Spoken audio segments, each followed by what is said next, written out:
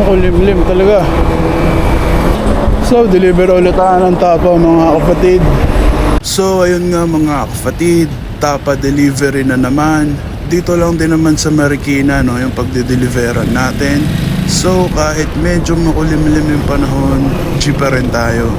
Sa Malanday tayo magdi-deliver doon sa auto detailing shop ng pinsan ko mga kapatid. Kaya dito tayo sa JP Rizal dumaan kung saan napaka-traffic, napaka-busy, ang daming ganap.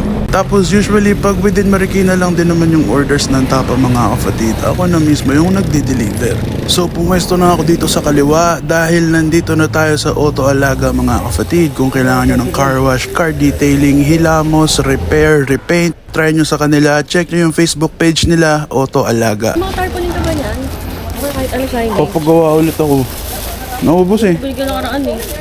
Para ano, lagay ko dito. Sige. Okay lang yung Gcash ko na lang. Okay na yan. Gogi. Delivery charge. Okay na yan. Sure ka? Oo. Bait naman. Asya. Nag-grab. Thank you, thank you. Pabayaan kita pag may order sa akin. Bigyan mo ako ng ano, Tarp. kahit maliit lang. Okay. Pagawa ulit ako. Thank you. Thank you, ingat ka. At uwian na pagkatapos ng transaksyon. Kung gusto nyo pala mag-try mga kapatid, message nyo lang ako or message nyo directly yung page natin ng Beef Tapa.